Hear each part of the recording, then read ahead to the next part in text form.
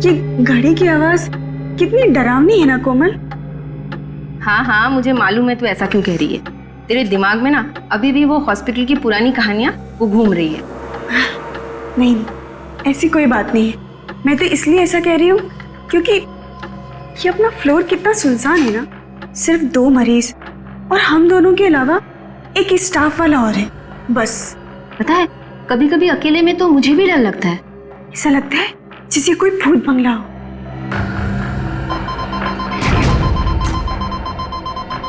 कोमल, एक इमरजेंसी है first floor पे। मैं अभी आती हूँ। हाँ।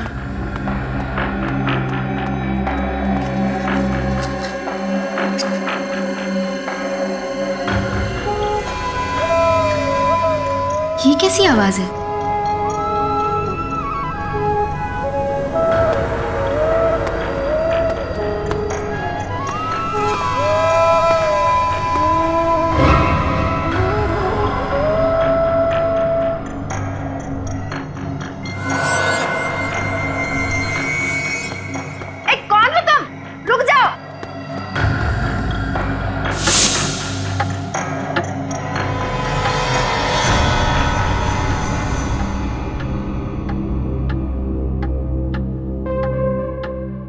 ये काम अधूरा छोड़कर कोमल कहाँ चली गई?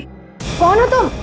अरे रुको, अरे कहाँ जा रहे हो? अरे कुछ जवाब क्यों नहीं देते? रुक जाओ। अरे अरे सुनिए तो सही, सुनिए, रुकिए। अरे सुनो। जी मैम। तुमने कोमल को देखा कहीं? नहीं मैम, मैं इस फ्लोर पे नहीं हूँ और अभी अभी आया हूँ ये सामान रखने के लिए। ये आवाज किसकी आ रही है? पता नहीं मैम।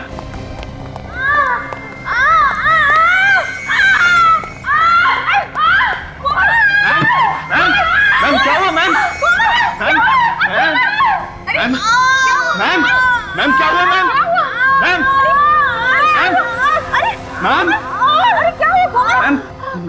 मैम क्या हुआ?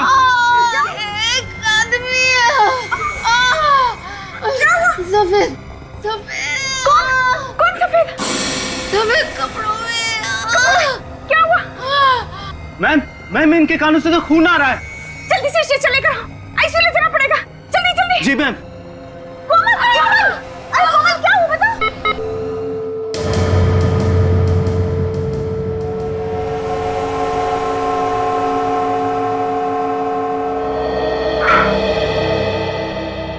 सारी कोशिशें बेकार गई।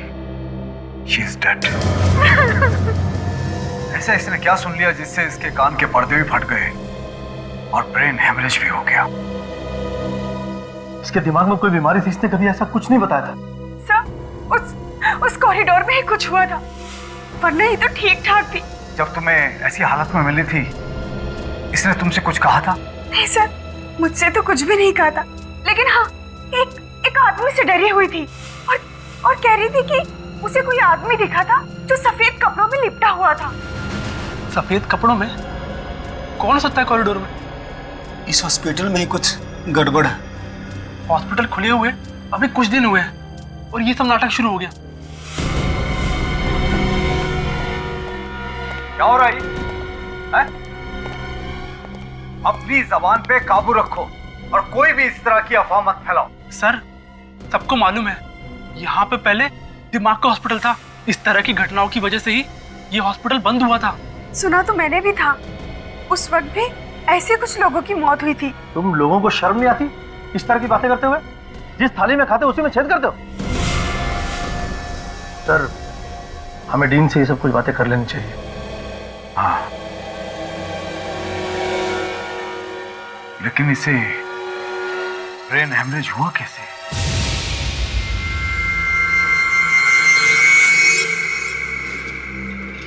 अरे यार श्रवण, ये कॉरिडोर तो ठीक ठाक दिखता है, फिर कोमल मैडम की मौत कैसे हो गई? वो सब बातें मत कर, कोई सुन लेगा। हमें क्या लेना देना उस बात से? लेना देना है, आखिर उसकी मौत अचानक कैसे हो गई बिना किसी वजह के?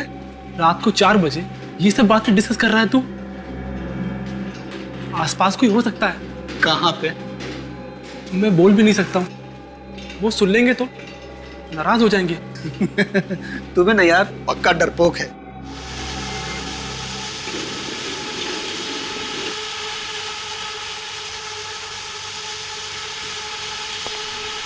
ये आवाज कैसी?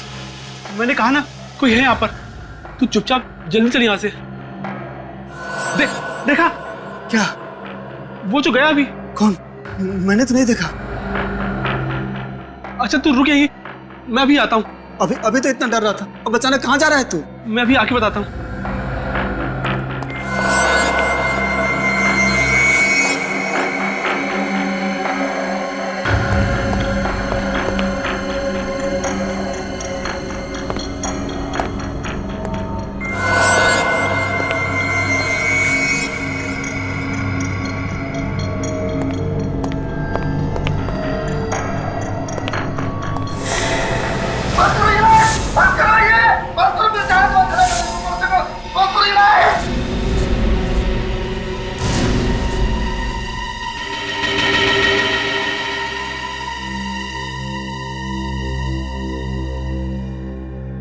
कुछ समझ में नहीं आ रहा। श्रवण के कान के पर्दे फट गए और कोमल के भी, और फिर दोनों को ब्रेन हैमरेज हो गया था। जो साइकियाट्रिस्ट इसे चेक करके गया है वो कह रहे थे कि इसके दिमाग में डर बैठ गया है। जब तक इसका डर दूर नहीं होगा ये कुछ नहीं बता पाएगा। लेकिन मेरी समझ में नहीं आ रहा कि मैं लोगों को कैसे समझाऊं, क्या बताऊं उन्हें। चारों तरफ हॉस्पिटल की बदनामी हो रही है, लोग तरह तरह की बातें करने लगे हैं। सर, लोग ऐसे ही तरह तरह की बातें नहीं कर रहे। इस हॉस्पिटल में जरूर कुछ गड़बड़ है, मगर आप लोग बातें छुपाने की कोशिश कर रहे हैं। मुझे नहीं रहना यहाँ पे, मैं आज ही यहाँ से चला जाऊंगा, किसी दूसरे हॉस्पिटल में अपना इलाज करा लूंगा। प्लीज प्लीज, आप लोग इस तरह की उल्टी सीधी बातें करके मामले को तूल मत देना। देखिए, मैंने सीआईडी को इन्फॉर्म किया है, अब सच्चाई क्या है ये वो लोग ही ढूंढ निकालेंगे। हाँ, इसलिए ढूंढ निकालेंगे आप। दूध का दूध और पानी का पानी कर देंगे। Thank you sir, thank you, आप लोग आ गए। सर, मैं डॉक्टर ऋषभ, इस हॉस्पिटल का डीन, और यह है डॉक्टर केतन और यह है डॉक्टर दुष्यंत। सर, अब आप लोग ही बचा सकते हैं हमारे हॉस्पिटल को बंद होने से। बताइए क्या हुआ है। हमारे हॉस्पिटल की एक नर्स कोमल और एक वार्ड बॉय श्रवण, इन दोनों की मौत हो गई है। और ये दूसरा वार्ड बॉय चंदन, इसके कान के पर्दे फट गए हैं। श्रवण और कोमल, इनकी मौत कैसे हुई? कानों के पर्दे फटने से और ब्रेन हेमरेज से। सर, हमारी नर्स सारिका, इसका कहना है कि कोमल कॉरिडोर में भागती हुई आई और गिर गई। उसके दोनों कानों से खून बह रहा था और वो जोर जोर से चिल्ला रही थी। सारिका नाम है ना तुम्हारा? सारिका, कोमल ने मरते वक्त तुमसे कुछ कहा? सर, कोमल किसी सफेद कपड़े में लिपटे हुए एक आदमी के बारे में बता रही थी। क्या क्या बताया उसने? सर, पूरी बात बताने से पहले ही वो बेहोश हो गई।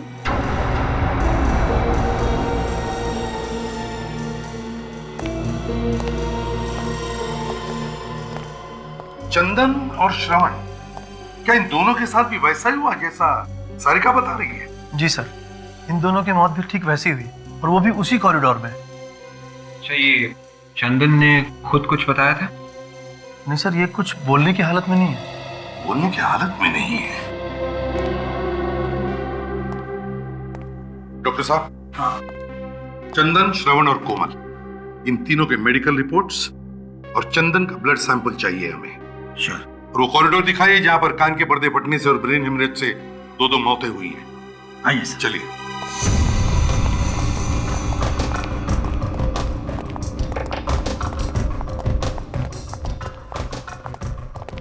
सर, यही वो कॉरिडोर है जहां दोनों घटनाएं हुई है।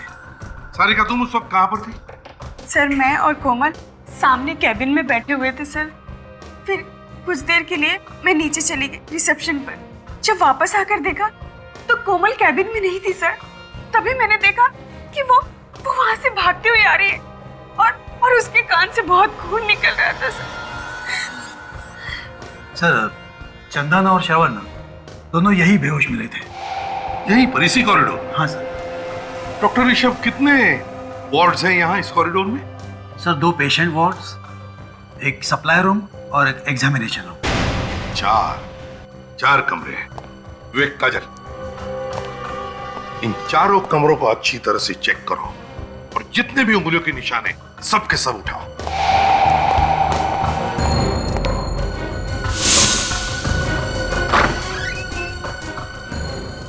वैसे एक बात बताओ, कोमल ने जो सारिका को बताया था उस सफेद कपड़े में लिपटे हुए आदमी के बारे में, क्या तुमने देखा है उसे? नहीं सर, सफेद कपड़ों में ऐसा कोई आदमी नहीं दिखा आज तक, मगर हाँ कभी कभी अजीब सी आवाज जरूर सुनी है। आवाज? जी सर। कैसी आवाज? सर जैसे किसी पाइप में से कोई हवा पास हो रही हो।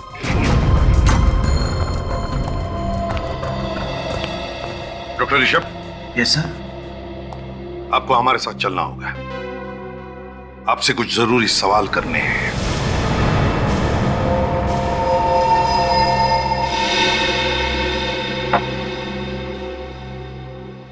देखिए मिस्टर ऋषभ, घबराइए मत। अखबार में छपने से आपका हॉस्पिटल बंद नहीं होगा। बंद तो नहीं होगा सर, लेकिन बदनामी तो होगी ना। हाँ, बदनामी तो जरूर होगी, क्योंकि वहां काम ही कुछ ऐसा हुआ है। सबसे पहले तो आप अपने स्टाफ को समझाइए। सबके सब चिल्ला रहे हैं कि वो जगह डरावनी है। सर मैंने बहुत समझाया उन लोगों को कि वो जगह डरावनी नहीं है, लेकिन 1970 में जब वहाँ दिमाग का हॉस्पिटल बना था, तभी से किसी ने अफवाह फैला के रखी है वहाँ। अफवाह? कैसी अफवाह? यही कि उस जगह में कुछ गड़बड़ है और इसीलिए वो दिमाग का हॉस्पिटल बंद कर दिया गया था। लेकिन उसके कुछ दिनों बाद हमारे चैरिटेबल ट्रस्ट ने फिर से परमिशन लेके ये हॉस्पिटल बनाया था। अब तक तो सब कुछ ठीक ठाक था, लेकिन अचानक ये मौत होने लगी। देखिए ऋषभ जी, ये मौत अचानक नहीं हो रही है। कोई है जो जानबूझ के ये खून कर रहा है। कौन हो सकता है वो सर?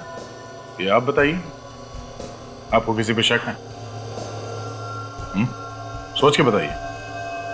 कोई ऐसा आदमी जिसे आपके हॉस्पिटल बंद होने से फायदा होता हो? हाँ सर, कुछ लोग तो है जिन्हें हॉस्पिटल बंद होने से फायदा होगा। कौन लोग हैं वो? कुछ बिल्डर्स है सर, जिन्हें हमारे हॉस्पिटल के बारे में सब कुछ पता है। क्या क्या पता है? यही कि हमारा ट्रस्ट बिल्डिंग तोड़ के नया हॉस्पिटल नहीं बना सकता, मगर हमारे ट्रस्ट ने उसी बिल्डिंग को रंग और प्लास्टर करके ये नया हॉस्पिटल शुरू कर दिया है। उन बिल्डर्स को लगा होगा कि ये ट्रस्ट गरीब है, इसलिए अफवाह सुन के जगह छोड़ के भाग जाएंगे। ठीक है, आप जाइए।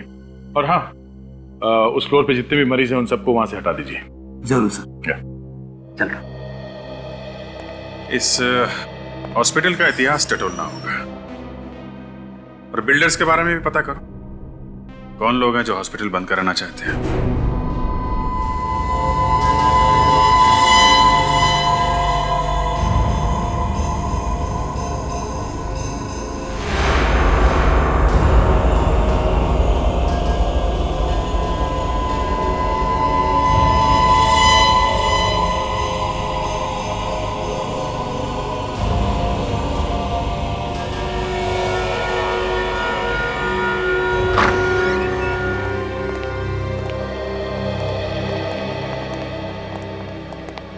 हाँ भैया, क्या हाल है? डिपेंड करता है आप क्या बताने वाले हैं। हाँ, मैं ये सोच रहा हूँ कि आखिर इन दोनों की दिमाग की नस कहाँ फटी और कैसे फटी। क्योंकि देखो, ये दोनों के दोनों जवान हट्टे कट्टे, तो फिर इन्हें ब्रेन हेमरेज हुआ कैसे? क्या दरअसल ब्रेन हेमरेज तो 40-50 साल की उम्र के बाद हुआ करता है। तो फिर एक बात पक्की है बॉस, इन दोनों के कान के पर्दे फट गए। सर हो सकता है इन लोगों ने कोई ऊंची आवाज सुन ली हो, जैसे कान के पास कोई बॉम्ब फट गया हो। एग्जैक्टली ऐसा ही हुआ है। वैसे भी इन दोनों की पोस्टमार्टम रिपोर्ट हमें ये बताती है कि इन दोनों को ना तो कोई कान की बीमारी थी और ना ही कोई ब्रेन हेमरेज होने के लक्षण थे। मगर सर, ऊंची आवाज से कान के पर्दे कैसे फट सकते हैं?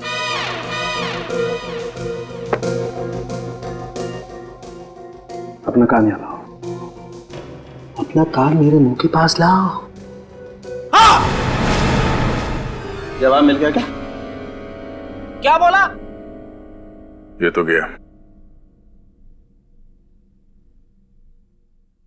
अरे क्या बोला? कुछ सुनाई नहीं दे रहा है।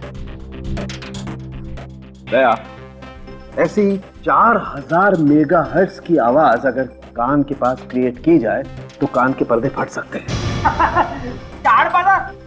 अबे चाट बाजार नहीं, 4000। फिर वही चाट बाजार। खाने की बातें यहाँ पे क्यों कर रहे हो सर? कहीं की बातें कहीं। आप मजाक कर रहे हो क्या? डॉक्टर साहब, मैंने आपसे कई बार कहा कि फ्रेडी के साथ रिस्क मत लो। हाँ यार, गलती मेरी है बस। सर, अगर हॉस्पिटल में इतनी जोर की आवाज हुई है तो और लोगों ने भी सुना होगा, मगर वहां पे तो किसी ने कुछ सुना ही नहीं। अब यार ये तो नहीं पता किसी ने वो आवाज क्यों नहीं सुनी, लेकिन ये बात पक्की है कि इन लोगों के कान के पर्दे इतनी ऊंची आवाज की वजह से ही फटे। और ब्रेन हेमरेज? ब्रेन हेमरेज कैसे हुआ सर? पूर्वी, इन दोनों का ब्रेन हेमरेज भी वही हाई फ्रीक्वेंसी साउंड की वजह से हुआ है। मैं बताता हूं, आओ। ये देखो दया, जिस ऊंची आवाज की वजह से इनके कान के पर्दे फटे हैं, उसी ऊंची आवाज की वजह से इनके दिमाग में एक किस्म का केमिकल रिएक्शन हुआ, जिसकी वजह से इन दोनों के दिमाग की नसें फट गई और इन दोनों का ब्रेन हेमरेज हो गया। मगर सर, वो दूसरा वार्ड बॉय चंदन, उसे ब्रेन हेमरेज क्यों नहीं हुआ? उसके तो सिर्फ कानों के पर्दे फटे हैं। ये भी पता चल जाएगा। जैसे उसकी ब्लड रिपोर्ट आएगी ये पता चल जाएगा। और वो जो उंगलियों के निशान मिले थे डॉक्टर तारिका हॉस्पिटल वार्ड के दरवाजे के ऊपर से, उसमें कोमल या श्रवण की उंगलियों के निशान मिले? नहीं, अभी तक तो नहीं मिले। मैं एक निशान से मैच करके देख रही हूँ।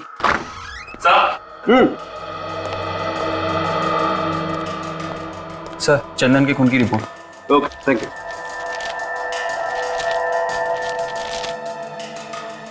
Oh my God! क्या हुआ सर? अरे यार, चंदन के खून में तो ऐसी ड्रग मिली है जो उसे ठीक होने ही नहीं देगी। इस चंदन को तो गलत दवाई दी जा रही है बॉस। ये दवाई हॉस्पिटल में दे रहा होगा कोई। इन दवाइयां बंद करनी होगी, वरना वो कभी हमें सच्चाई नहीं बता पाएगा। छोड़ दो मुझे, जाने दो, छोड़ दो मुझे, छोड़ दो मुझे, जाने दो, छोड़ दो, छोड़ दो। ममता, इसे नींद का इंजेक्शन दो जल्दी। छोड़ दो मुझे, छोड़ दो मुझे, छोड़ दो मुझे, छोड़ दो मुझे, छोड़ दो मुझे, छोड़ दो मुझे,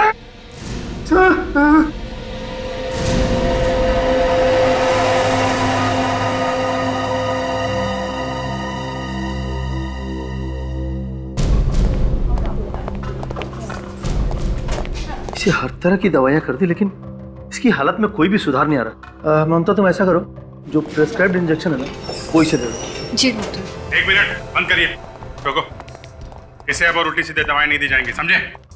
आप कौन सी उल्टी सीधी दवाइयों के बारे में बात कर रहे हैं? वही जो आप लोग इसे दे रहे हैं, इससे ये कभी ठीक नहीं होगा। ये क्या कह रहे हैं आप? देखिए, हमें इसके खून में साइको रिएक्टिव ड्रग्स मिले हैं, जिससे इसका दिमाग हमेशा के लिए बंद हो जाएगा। लेकिन ये कैसे हो सकता है? हम तो इसे वही दवाइयां दे रहे हैं जो प्रेस्क्राइब्ड है। ये देखिए, इस पे लेबल भी लगा हुआ है। देखिए डॉक्टर साहब, आप हमारी बात को समझ नहीं रहे। लेबल कुछ भी लगा हो, लेकिन अंदर दवाई नकली है। इसकी दवाई बदली गई है। लेकिन ये ऐसा कौन कर सकता है? आपने बदली होगी। लेकिन मैं ऐसा क्यों करूंगा सर? इस मरीज का इलाज तो आप ही करते हैं ना, तो आप ही ने किया होगा, और कौन करेगा? सर, लेकिन मैंने इसे दवा नहीं दी है। तो फिर कौन देता है दवाई से? वो सर, सारिका ही इसको दवाई देती थी और इंजेक्शन भी वही तैयार करती थी, लेकिन आज उसकी ड्यूटी दूसरे वार्ड में है। ये सारिका वही है ना जो उस रात कोमल के साथ में थी? जी। जरा बुलाइए उसे। जी।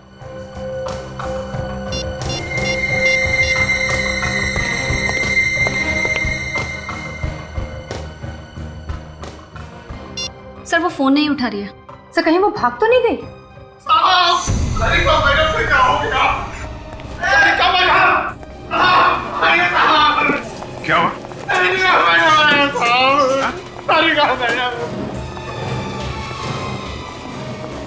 ओह नो,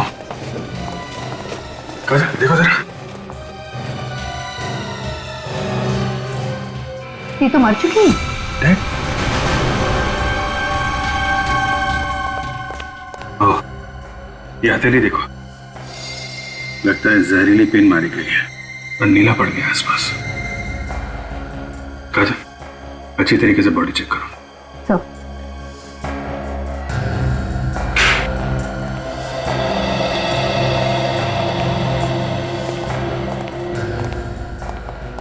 कैसे हुए ये सब? हाँ? साहब मैं डिटर्जेंट का बॉटल लेने गया था साहब, तो उसी टाइम देखा कि सारिका मैडम मरी पड़ी है। तुमने यहाँ पे और किसी को देखा? नहीं साहब, सर मैंने 15 मिनट पहले सारिका मैडम को कॉरिडोर पे देखा, वो बिल्कुल ठीक थी सर। फिर पता नहीं सर उनको क्या हो गया। अच्छा, जब तुमने इसे देखा था तो ये अकेली थी या इसके साथ में कोई और भी था? नहीं सर, वो अकेली थी। वो तो सर अपना हाजिरी बना के स्पेशल वार्ड में किसी मरीज का ब्लड प्रेशर चेक करने गई थी। मैंने भी उससे नई दवाइयों की फाइल के बारे में पूछा था, तब तक तो वो सही थी। फिर कौन मार गया उसे? सारिका खूनी को जानती थी। ऐसा ही लगता है। और खूनी को लगा होगा कि हम इस सारिका तक पहुंचने वाले हैं, इसलिए उसने सारिका का खून कर दिया। इस सारिका तो सिर्फ एक महारा थी अभिजीत, असली खूनी तो अभी भी शराफत का मुखौटा लगाकर घूम रहा है हॉस्पिटल में। इसके शराफत का मुखौटा उतारने के लिए कोई चाल चलनी पड़ेगी दया, क्योंकि खूनी को पता चल चुका है हम उस तक पहुंचने वाले हैं, इसीलिए उसने सारिका को मार दिया। सारिका के हस्बैंड से पूछताछ करेंगे, उसे कुछ ना कुछ तो मालूम होगा वो किसके लिए काम करती थी। मगर वो भाग गया, कभी ना कभी तो वापस आएगा ना। सर उस हॉस्पिटल का ब्लूप्रिंट मिल गया है सर, और ये वो फाइल है सर, इसमें उस हॉस्पिटल की पूरी जानकारी है सर। और सर ये वो नक्शा है जब वहाँ पे दिमाग का हॉस्पिटल था सर, और ये वाला अभी का है, अभी के चैरिटेबल हॉस्पिटल का सर। ये दिमाग का हॉस्पिटल बना 1970 में और बंद हुआ 1990 में। जी, इस दोनों नक्शे में कुछ ज्यादा फर्क नहीं है, बिल्कुल एक ही जैसे हैं। ये बिल्डिंग बनाया गया, बस ये कुछ ब्लॉक्स बनाए गए नहीं, बाकी तो ऐसे ही है। डीन भी यही कह रहा था। इस नक्शे को देखकर लगता नहीं है कि इसमें कोई ऐसा कमरा है जहां से 4000 हर्ट्ज के आवाज निकलती होगी। कमरा तो बनाया दया, वो भी काफी सोच समझ के, क्योंकि उन लोगों को मालूम था कि बिल्डिंग के बनावट के साथ छेड़छाड़ करेंगे तो बिल्डिंग गिर जाएगी। पर सर उस कमरे के बारे में पता चलेगा कैसे? उन उंगलियों के निशान से पता चलेगा जो दरवाजे पे से उठा के लाए गए हैं।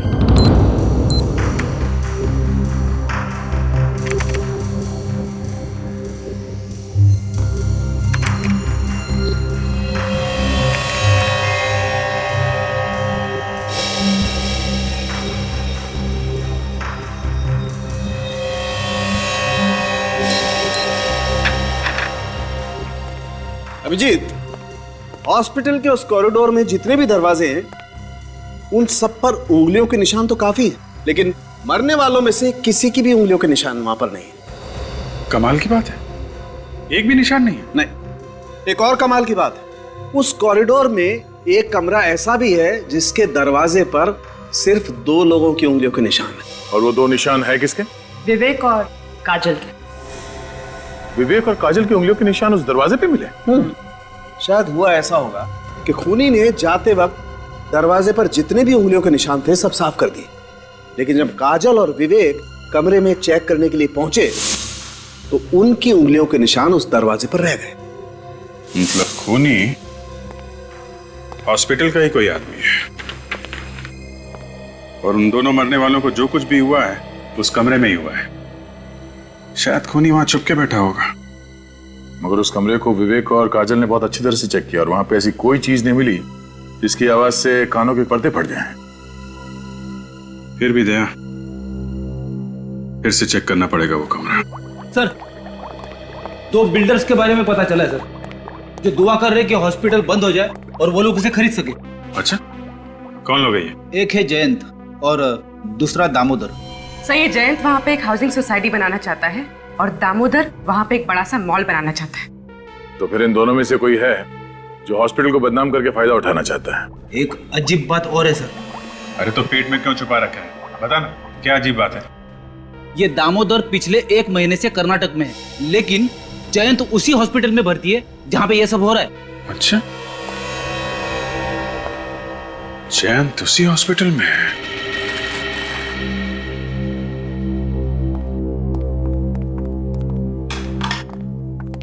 कैसे है मिस्टर जैन?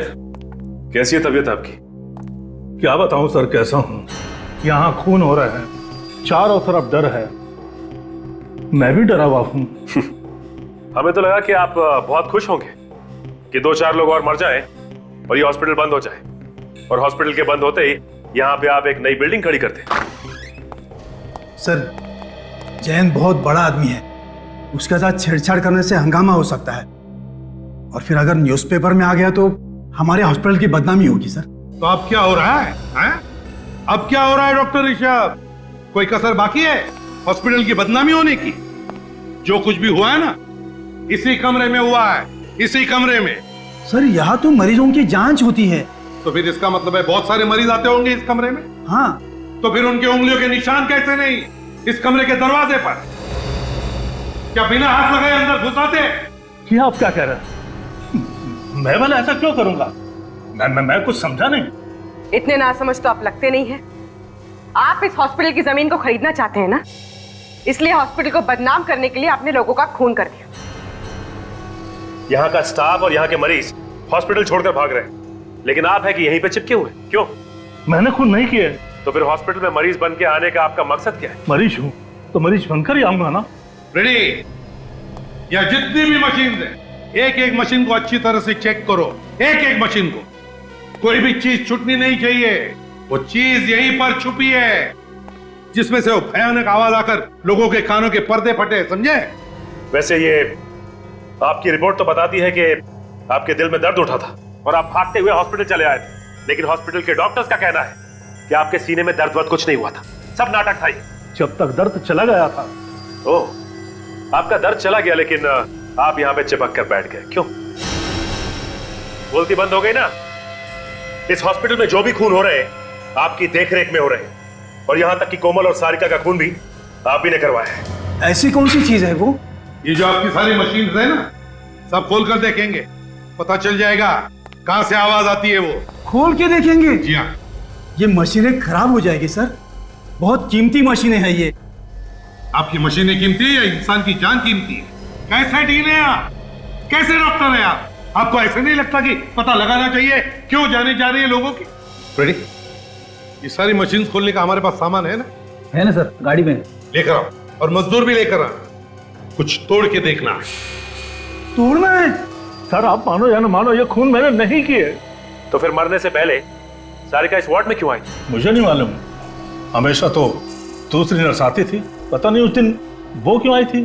उस दिन कौन सी नर्स ड्यूटी पे थी यहाँ पे? ड्यूटी तो मेरी थी, पर सारिका यहाँ पे क्यों आई थी ये मुझे नहीं मालूम।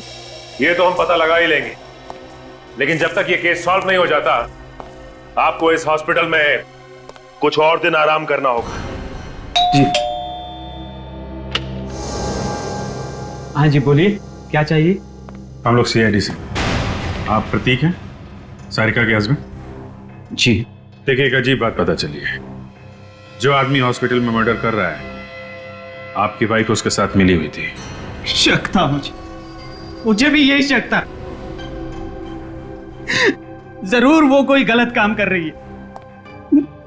अगर आपको शक था तो आपने पूछा नहीं अपनी वाइफ से? पूछा था सर, लेकिन उसने कुछ नहीं बताया। चुप चुप के रोज फोन पे बातें किया करती थी किसी से। देखिए, मामला यहां तक पहुंच गया है तो आपकी इजाजत हो तो आपके घर की तलाशी लेनी पड़ेगी, क्योंकि खूनी अभी भी खुला घूम रहा है और हो सकता है सुराग आपके घर में ही। ठीक है, चेक करो। चलो। ये किससे फोन पे बातें करती थी आपकी वाइफ? क्या बातें करती थी? कुछ पता नहीं चला सर, और एक दिन अचानक देखा कि उसके पास बहुत सारा पैसा आ गया। मैं तो इतना सारा पैसा देखकर चौंक गया था।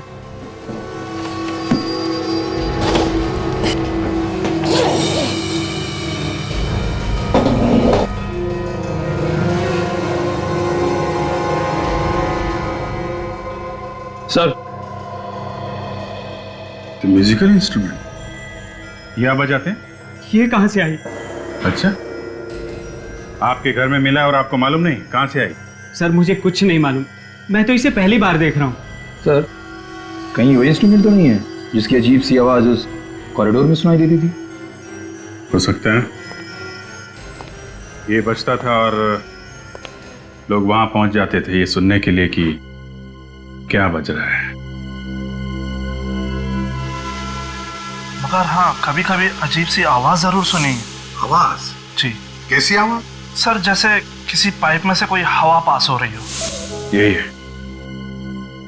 वैसी आवाज जैसे उस मरीज ने बताई थी। ये सारिका किसके लिए काम कर रही थी?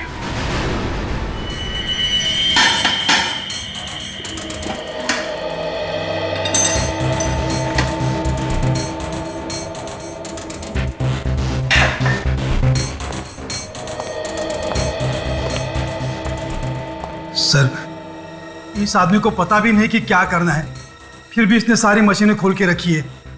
ये आदमी ट्रेन है क्या? ट्रेंड नहीं हूं, लेकिन गधा भी नहीं हूं, समझे? सर, सर हम लोग जैन से मिलके आ रहे हैं। उसे देख के लगता नहीं कि उसे कोई बीमारी मारी है सर। अच्छा।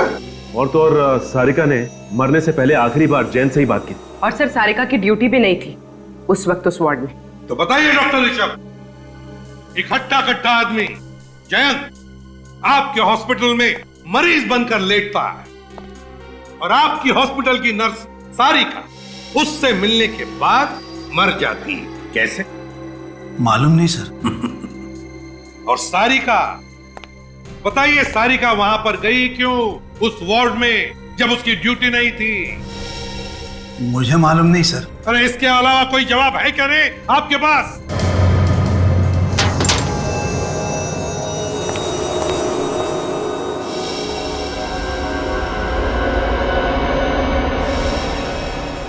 सर,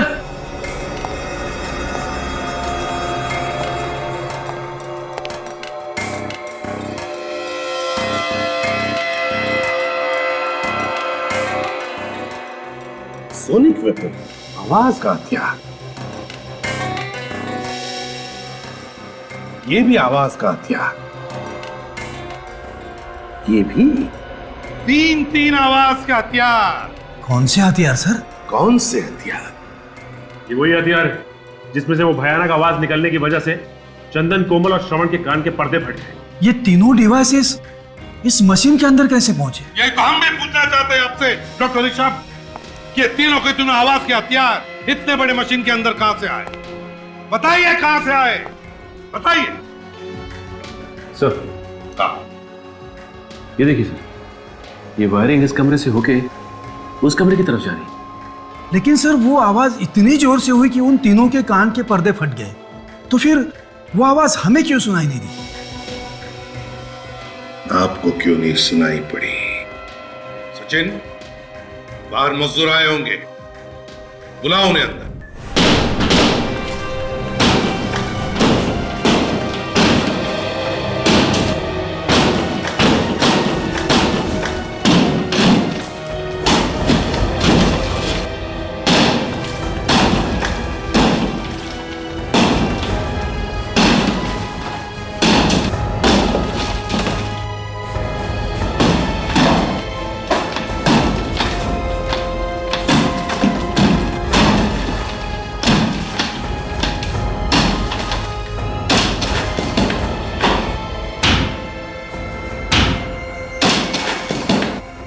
देखा डॉक्टर ऋषभ, सारी दीवारों को साउंड प्रूफिंग किया है, ऐसे साउंड प्रूफिंग, और इसीलिए यहां जो भी आवाज हुई अंदर वो बाहर किसी को पता नहीं चला। सचिन, अच्छी तरह से जाकर चेक करो, देखो, ढूंढो इसका स्विच कहां पर है। हाँ फ्रेडी, बंद करो अभी।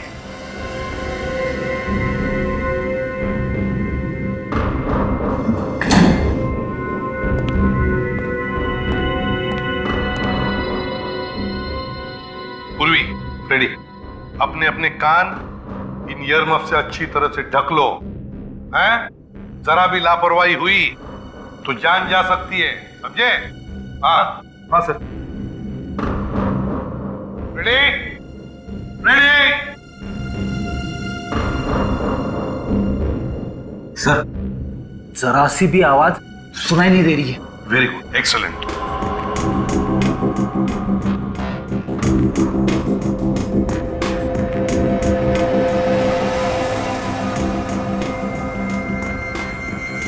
अब जैसे ही सचिन को वो स्विच मिलेगा, वो 5 सेकंड के काउंट के बाद वो स्विच ऑन करेगा और फिर इसमें से वो भयानक आवाज आनी शुरू हो जाएगी। ये रहा वो स्विच जिसे खूनी ऑन करता है और वहां से डिवाइस चालू होता है। सर, सचिन सर को स्विच मिल गया। स्विच मिल गया, कान बंद करो जल्दी। 1 2 3 4 5।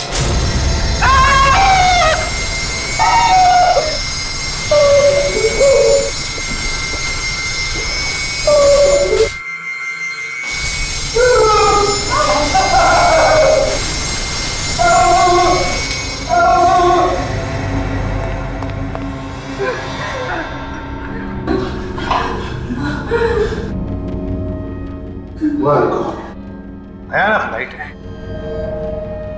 मेरा तो सिर अब भी घूम रहा है। सर मेरे कान गूंज रहे हैं। आप लोग ठीक तो हैं? कुछ हुआ तो नहीं? नहीं सचिन, हम लोग ठीक हैं, लेकिन इतना भयानक अनुभव था ये, भयानक। इससे पता चलता है कि इतनी दर्दनाक मौत हुई होगी उन लोगों की। डॉक्टर ऋषभ, ये कोई एग्जामिनेशन रूम नहीं है, कोई एग्जामिनेशन रूम नहीं, टॉर्चर रूम है ये। मेरे तो हाथ पैर अभी भी कांप रहे हैं सर। आंखों के सामने सभी चीजें चलती फिरती नजर आ रही है। फ्रेडी, अच्छा हुआ तुमने कानों पर ईयर मफ्स लगा रखा था सेफ्टी के लिए, वरना तुम्हारा भी वही हाल होता जो कोमल और श्रवण का हुआ था। मगर सर, खूनी है कौन? जैन पे शक है, लेकिन सबूत नहीं है उसके खिलाफ। मगर अभिजीत, जिस तरह से कमरा बना हुआ है, ये रिनोवेशन के वक्त ही प्लानिंग की गई होगी। उसी वक्त ये कमरा बनाया गया होगा। उसके बाद बनाते तो शायद हॉस्पिटल के स्टाफ को पता चल जाता। मगर एक बात पक्की है, खूनी जो कोई भी है उसे आवाज की फ्रीक्वेंसी और लाइट के बारे में सब कुछ मालूम है। अच्छी तरीके से जानता है वो आदमी कि इन चीजों के इस्तेमाल से कैसे किसी को मारा जा सकता है, कितनी आवाज से कान के पर्दे फट जाएंगे, कब ब्रेन हैमरेज होगा, सब कुछ जानता है। काम कोई मनोचिकित्सक या दिमाग के बारे में जानकारी रखने वाला ही कर सकता है। खूनी कोई साइकेट्रिस्ट है। लेकिन सर, उस हॉस्पिटल में कोई साइकियाट्रिस्ट नहीं। कोई तो है पूर्वी, कोई तो है जो असलियत छुपा के वहां पे रह रहा है। उसे बाहर निकालने के लिए कोई खेल खेलना पड़ेगा, कोई दिमागी खेल। ऐसे कब तक इंतजार करेंगे? कम से कम मरीजों के बारे में तो सोचो। सर, हमें और भी मरीजों को देखना है, हम लोग चलें? नहीं, एसीपी साहब का ऑर्डर है, वो लोग बस आते ही होंगे।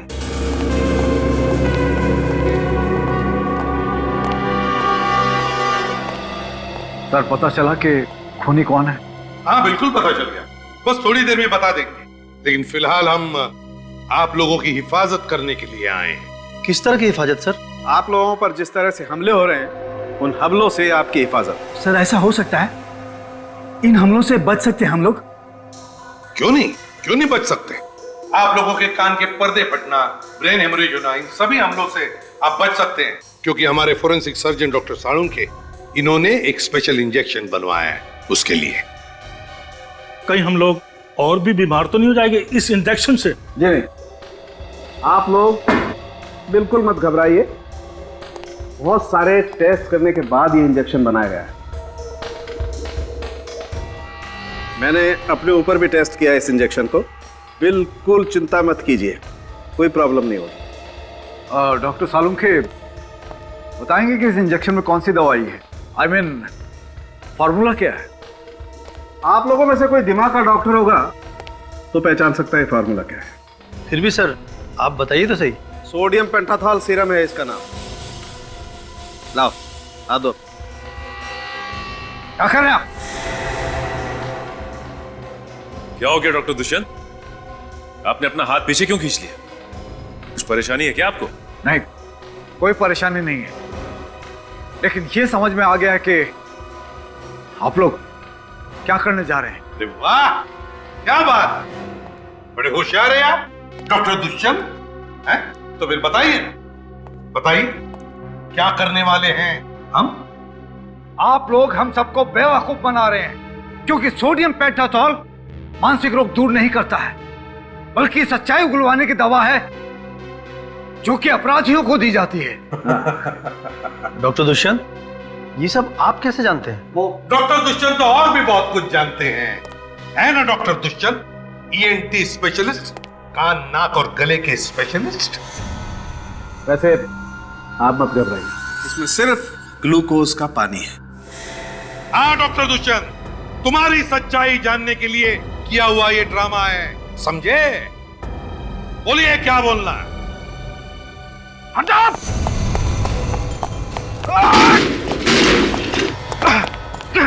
सॉरी डॉक्टर, अब भागने की कोई गुंजाइश नहीं है, चलिए। क्यों डॉक्टर दुष्यंत, है? क्या हुआ? थक गए? आप कर क्यों? सर इसे ऐसी सजा देना जो जिंदगी में फिर कभी ऐसा गुनाह करने के बारे में सोचे भी तो रूह कांप जाए इसकी। तो बताओ क्यों किए ये खून तुमने? हॉस्पिटल बंद करवाने के लिए। एक डॉक्टर होते हुए भी हॉस्पिटल बंद करवाना चाहते थे आप? इतना घिनौना काम क्यों? क्योंकि किसी ने मुझे पैसों को लालच दिया था। वो जानता था कि मैं दिमाग का डॉक्टर हूं, बिना हथियार के मैं किसी का भी आसानी से खून कर सकता हूं। और इसमें सारिका भी मेरे साथ थी। तो फिर तुमने सारिका को मारा क्यों? क्योंकि उस तक आप पहुंचने वाले थे। मुझे डर था कि अगर उसने मुंह खोल दिया तो मैं मारा जाऊंगा, इसलिए मैंने उसे भी जान से मार दिया। पैसों की लालच वो किसने दिखाई तुम्हें? दामोदर ने। वो यहां पर एक मॉल बनाना चाहता था। और तुम भूल गए कि तुम एक डॉक्टर हो। जान बचाना तुम्हारा काम है, जान लेना नहीं। भूल गए तुम। पेशे से गद्दारी की तुमने, हिपोक्रेटिस की शपथ भूल गए तुम। 3 खून किए। अब जेल में सड़ते बैठना, फांसी का ऑर्डर आने तक।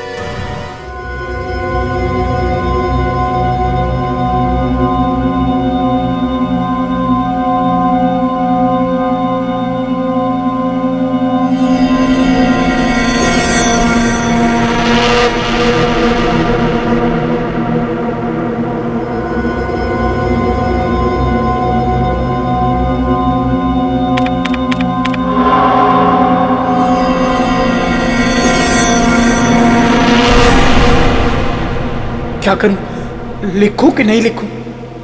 पुलिस को बताना अच्छा है। हाँ,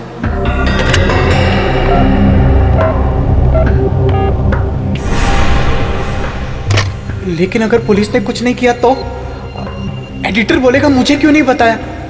हाँ, एडिटर को बताना अच्छा है। हाँ, एडिटर को।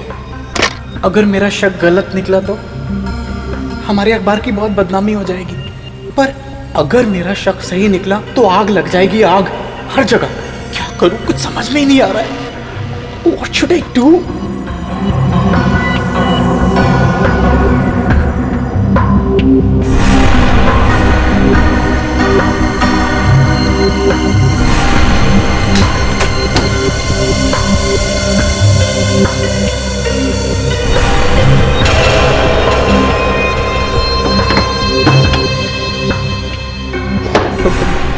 कौन है? कौन है वहां? कौन है वहां?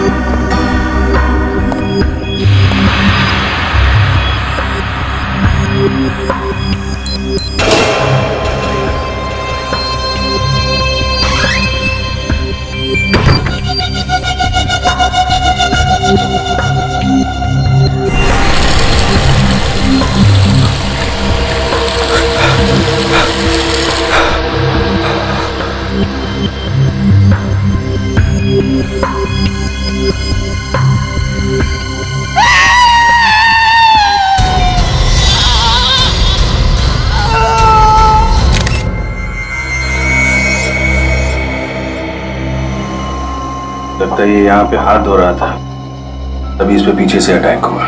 गला घोटा गया है मेटल वायर से। सर, तार अंदर तक चला गया है। वो नहीं, निशान से लंबा था। ये आप कैसे कह सकते हैं? निशान नीचे से ऊपर की तरफ है, नीचे से ऊपर की तरफ। ओहो, जाते जाते खूनी अपने चप्पल का निशान छोड़ गया है। लगता है 9-10 नंबर की चप्पल होगी। विवेक सर निशान उठा लो। Yes sir.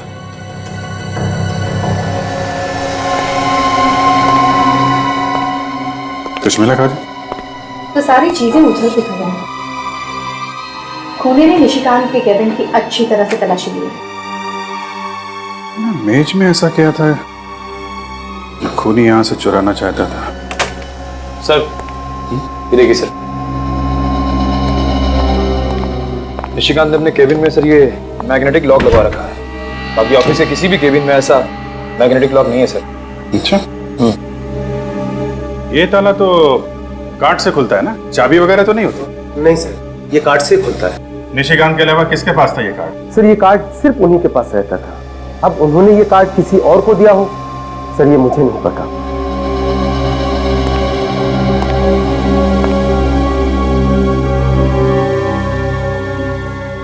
तो निशिकांत जब काम करते थे तो ये केबिन बंद रहता था? जी हाँ सर, हमेशा बंद रहता था। इसका मतलब ये काम किसी पास वाले आदमी का है, किसी ऐसे आदमी का है जिस पे निशिकांत ने भरोसा किया और उसे अपना कार्ड दिया। वैसे ये ताला सिर्फ निशिकांत के केबिन पे ही क्यों है? पता नहीं सर, पर उन्होंने एडिटर साहब से खास रिक्वेस्ट की थी कि उनके केबिन में लॉक लगाया जाए। जिस समय निशिकांत यहाँ काम कर रहे थे उस वक्त ऑफिस में कौन कौन लोग मौजूद थे? एक मिनट सर, अनिल रजिस्टर लेके आना। सर कौन कब आता है कब जाता है हम सारे लोगों की एंट्री करके रखते हैं रजिस्टर में। ये लीजिए सर। 7 लोग थे ऑफिस में, 6 स्टाफ के और एक विजिटर विक्रमादित्य। ये विक्रमादित्य कौन है? सर ये बिजनेसमैन है, इंटरव्यू के लिए आए थे। आपके ऑफिस में चप्पल कौन पहनता है 9-10 नंबर की? चप्पल तो अमित साहब ही पहन के आते थे सर। अब चप्पल 9 नंबर की या 10 नंबर की ये मैं आपको नहीं बता सकता। लेकिन अमित का नाम तो रजिस्टर में है ही नहीं। सर वो कुछ दिन से ऑफिस आ नहीं रहे। क्यों नहीं आ रहे हैं ऑफिस? पता नहीं, पर शायद हो सकता है कि इस लॉक का कार्ड उनके पास हो। केबिन का कार्ड हो सकता है? क्यों? अमित साहब और निशिकांत जी एक साथ काम किया करते थे, पार्टनर की तरह। पार्टनर की तरह? इस अमित का एड्रेस दीजिए जरा। ये आप लोग क्या कह रहे हैं सर? मैं किसी का खून कैसे कर सकता हूँ? पिछले 2 दिन से मैं अस्पताल में था। आज सुबह ही घर वापस आया हूँ मैं। क्यों? क्या हुआ? बहुत बुखार है सर। वो लोग बोल रहे थे कोई नई बीमारी है, किसी को भी लग सकती है, इसीलिए मुझे घर भेज दिया। बताया नहीं कि क्या बीमारी है? मैंने पूछा था सर, वो लोग सब डर गए थे। मुझे कहा तुम घर जाओ, दवाइयां हम घर ही भेज देंगे। आप लोग भी चले जाओ सर, ये बीमारी आप लोग को भी लग सकती है। सर अभी चलते, बाद में आते ना। खूनी चाहे बीमारी क्यों ना हो, रहेगा वो खूनी। हम तुम्हें छोड़ के कहीं नहीं जाएंगे। वैसे कौन से हॉस्पिटल में थे तुम? Life long hospital. Life long hospital? Ready? इसकी चप्पल देखो। मैं सर? फ्रेडी इसकी चप्पल उतारो। मुझे कुछ हो जाएगा। उतारो। चप्पल उतारो। क्यों सर? मैंने कहा चप्पल उतारो।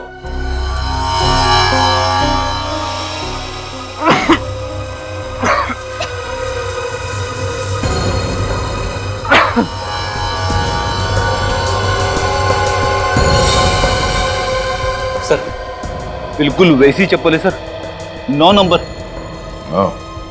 अमित, जब तुम हॉस्पिटल में थे तो तुम्हारी चप्पल क्या घर पे थी? हाँ? क्या मतलब? मतलब तुम्हारी चप्पल वहां ऑफिस में कैसे पहुंच गई निशिकांत का खून करने? क्या? हाँ, निशिकांत के लाश के पास हमारे चप्पल का निशान मिला है। सर ये सब मुझे फंसाने की साजिश है सर। यकीन मानिए, पिछले हफ्ते किसी ने मेरी चप्पल चुरा ली थी ऑफिस से। ये बिल्कुल नई चप्पल है। तुम्हारी चप्पल चुरा ली? पर तुम्हें कोई क्यों फंसाएगा? मेरी तो किसी के साथ कोई दुश्मनी भी नहीं है सर। अच्छा, निशिकांत के कैबिन के अंदर घुसने के लिए एक्सेस कार्ड की जरूरत होती है और तुम्हारे पास भी एक एक्सेस कार्ड है ना? जी हाँ सर। दिखाओ कहाँ है?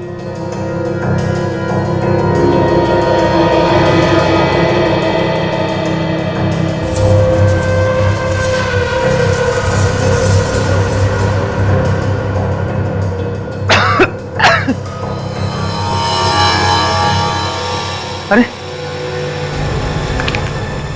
ये कैसे हो सकता है सर? मैंने खुद मेरा एक्सेस कार्ड इसमें रखा था। शायद किसी ने वो भी चुरा लिया।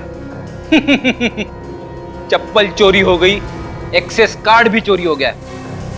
देखो अमित, ये सब ड्रामा सीआईडी के सामने नहीं चलेगा, समझे? मैं सच बोल रहा हूँ सर। झूठ बोल रहे हो तुम। सर मुझे तो लगता है इसने एक्सेस कार्ड का इस्तेमाल किया, ये कैबिन के अंदर घुसा और फिर वॉशरूम में इसने निशिकांत का खून कर दिया। हालत देखिए आप लोगों ने मेरी, मैं तो ठीक से खड़ा भी नहीं हो पा रहा हूँ।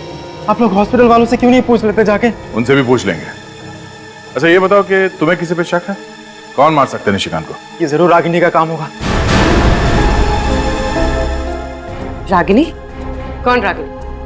रागिनी हमारे ऑफिस में ही काम करती है, न्यूज रिपोर्टर है। उसके साथ निशिकांत के अक्सर झगड़े होते थे सर। किस बात को लेके होते थे झगड़े? कि रागिनी उससे जलती थी क्योंकि हमारे एडिटर निशिकांत को उससे बेहतर मानते थे। इसीलिए सर। बेटी पूर्वी, सिटी न्यूज के ऑफिस में जाके इस रागिनी के बारे में सारी इंफॉर्मेशन निकालो। निशिकांत के खूनी का पता चल गया। पता चल गया? कौन है? रागिनी। रागिनी? हाँ सर, पूछताछ से पता चला है कि जिस वक्त निशिकांत का खून हुआ उस वक्त रागिनी ऑफिस में ही थी। जिस वक्त निशिकांत का खून हुआ उस वक्त रागिनी ऑफिस में ही थी, मगर अटेंडेंस रजिस्टर पर रागिनी का नाम ही नहीं था। रजिस्टर पे एंट्री किए बिना ही ऑफिस में घुस के खून करने का इरादा था सर उसका। पर एक बात है सर, रागिनी एक लड़की है और स्टील वायर से गला दबाने के लिए हाथों में काफी ताकत होनी चाहिए। सिक्योरिटी गार्ड के हिसाब से रागिनी की लंबाई निशिकांत से कम है और जिस तरह से गला दबाया गया है नीचे से ऊपर, ये तो किसी लंबे आदमी का काम होना चाहिए ना सर। विवेक, जरा उस ड्रॉर से रस्सी लेके आने था।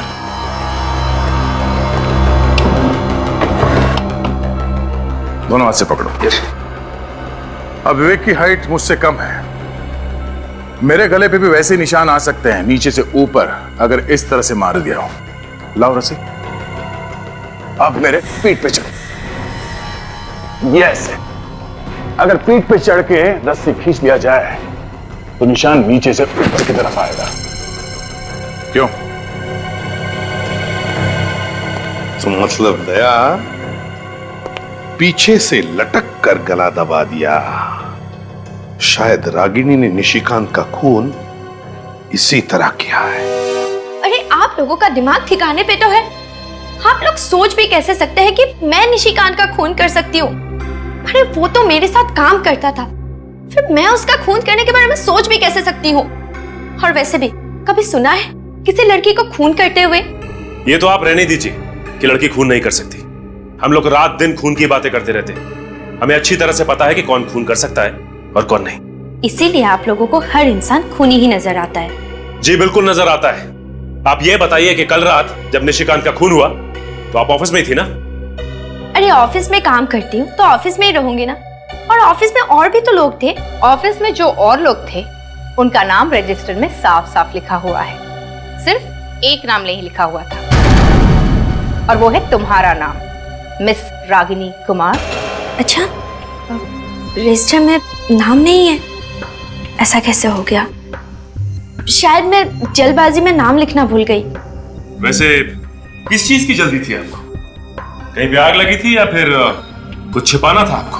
नहीं, कोई मेरा इंतजार कर रहा था। वैसे रागिनी जी, आपका इंतजार कौन कर रहा था? निशिकांत? जी नहीं, मिस्टर विक्रमादित्य। विक्रमादित्य? ये वही पॉलिटिशियन है ना जिसके बारे में आपके अखबार ने 2 हफ्ते पहले कुछ उल्टा सीधा छापा था? जी, वो आर्टिकल निशिकांत ने लिखा था। उसने विक्रम जी के ऊपर करप्शन के गलत इल्जाम लगाए थे और इसीलिए तो वो कल मुझे इंटरव्यू देने के लिए आए थे, ताकि वो लोगों को बता सके कि जो पहले लिखा गया था वो सब गलत था। कमाल की बात। अखबार का एक रिपोर्टर विक्रमादित्य के ऊपर कीचड़ उछालता है और उसी अखबार का दूसरा रिपोर्टर कीचड़ को साफ करने की कोशिश करता है। ये चक्कर क्या है? देखिए, हमारा अखबार सिर्फ सच का साथ देता है। और ये भी तो सच है कि तुम्हारी और निशिकांत की बनती नहीं थी। 36 का आंकड़ा था तुम दोनों के बीच। क्यों? मैंने उससे 2 साल पहले ज्वाइन किया था, लेकिन प्रमोशन उसको मुझसे पहले मिल गया। बस इसी बात का मलाल था मेरे दिल में। रागिनी जी, इतना ही काफी है किसी को ऊपर पहुंचाने के लिए। अरे ये कैसी बातें कर रहे हैं आप लोग? ऐसे आपसी भेदभाव तो हर ऑफिस में होते हैं। हर कोई चलता है एक दूसरे से। दूसरे की बातें छोड़िए, आप अपनी बात कीजिए। देखिए, आप लोग बेवजह मुझ पे शक किए जा रहे हैं। अरे जब निशिकांत का खून हुआ था तब विक्रम जी भी तो थे ऑफिस में। आप विक्रमादित्य पे इल्जाम लगा रही हैं? जी नहीं, मैं इल्जाम नहीं लगा रही। मैं तो सिर्फ ये कह रही हूँ कि जब निशिकांत का खून हुआ तब विक्रम जी भी तो ऑफिस में थे, और वैसे भी वो भी तो चिढ़े हुए थे उनसे। वो तो तुम्हें इंटरव्यू दे रहे थे ना उस वक्त, तो फिर? हाँ, पर बीच में वो उठकर चले गए थे वॉशरूम और तकरीबन 15-20 मिनट तक वापस नहीं आए थे। तो हो सकता है निशिकांत का खून उन्होंने ही किया हो। विक्रमादित्य जी, 2 हफ्ते पहले सिटी न्यूज में आपके खिलाफ एक आर्टिकल छपा था जिसने बुरी तरह से धज्जियां उड़ाई थी आपकी। घूसखोरी से लेकर भ्रष्टाचार के सारे इल्जाम लगाए थे आपके ऊपर। मैं उन्हीं बेबुनियाद इल्जामों की सच्चाई बताने गया था कल रात वहां पर। अच्छा, तो सच्चाई बताते बताते दिल की भड़ास भी निकाल दी। What? आपके खिलाफ जो कहानी छपी थी अखबार में, वो निशिकांत ने लिखी थी। कहीं ऐसा तो नहीं कि आपने निशिकांत का... What do you mean? तुम्हें पता है तुम किसके सामने खड़े हो? इतना घिनौना इल्जाम लगाने की तुम्हारी हिम्मत कैसे हुई? देखिए मिस्टर, फिलहाल तो आप सिर्फ एक सस्पेक्ट हैं, एक ऐसे आदमी जिस पे हमें शक है। इसलिए मेरी आपसे ये रिक्वेस्ट है कि प्लीज कोऑपरेट विद अस। तुम लोग मुझ पर इस तरह से दबाव नहीं डाल सकते। मैं अभी एसीपी प्रद्युमन से बात करता हूँ, तभी तुम लोगों की अकल ठिकाने आएगी। रवि, एसपी साहब को फोन लगाओ। सर, मिस्टर विक्रमादित्य आपसे बात करना चाहते हैं। जी सर। एसीपी साहब। एसीपी साहब, ये क्या हो रहा है? आपके ऑफिसर्स मुझ पर कीचड़ उछाल रहे हैं। तो आ जाइए ब्यूरो, कीचड़ साफ कर देंगे।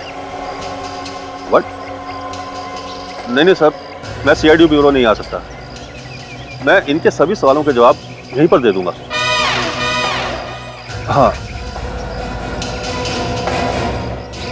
Yes sir, thank you sir. तो मिस्टर विक्रमादित्य जी, बताने का कष्ट करेंगे? वो ऐसा है कि निशिकांत को मैंने ही पैसे दिए थे अपने खिलाफ आर्टिकल छापने के लिए। आपने? पर क्यों? पब्लिसिटी पाने के लिए।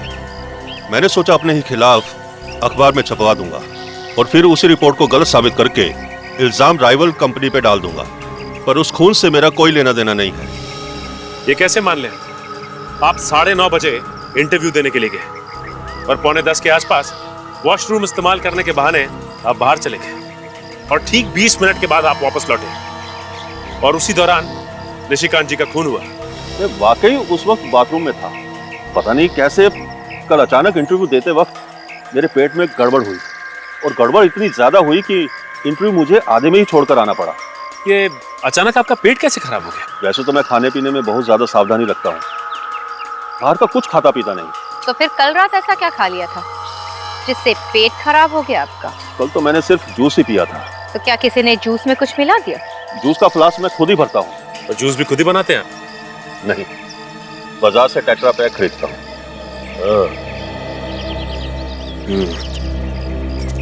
इनकी बात पर यकीन तो नहीं होता। इनका ब्लड चेक करवाओ, पता चल जाएगा कि वाकई में इनका पेट खराब है या फिर ये ड्रामा कर रहे हैं। यस सर, मैं सिटी न्यूज के ऑफिस में ही हूँ। जी, निशिकांत के केबिन की सर्चिंग चल रही है सर। सर, मुझे भी लगता है वहीं से कुछ ना कुछ मिलेगा। यस सर, जी फौरन इन्फॉर्म करूंगा। Okay, thank you sir. Sir, हाँ विवेक, ये रही विक्रमादित्य जी की खून की रिपोर्ट। उनके खून में ऑस्मोटिक लैक्सेटिव्स मिले हैं सर। मतलब उसका पेट वाकई खराब था, झूठ नहीं बोल रहा था? यस सर, रिपोर्ट में ये भी लिखा है कि पिछले कुछ दिनों से वो सिर्फ जूस पी रहे, खाना नहीं खा रहे। मतलब जूस में ही किसी ने कुछ मिलाया है जिससे उसका पेट खराब हो गया। हाँ काजल? तो ये देखिए सर, तो यहाँ पे कुछ है।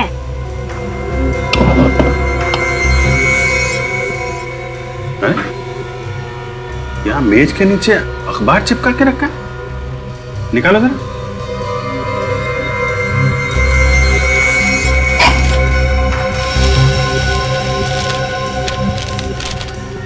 ये अखबार यहाँ नीचे छुपा के क्यों रखा है? तो कहीं निशिकांत की खून की वजह इस अखबार में तो नहीं छिपी है? हो सकता है। ये क्या है?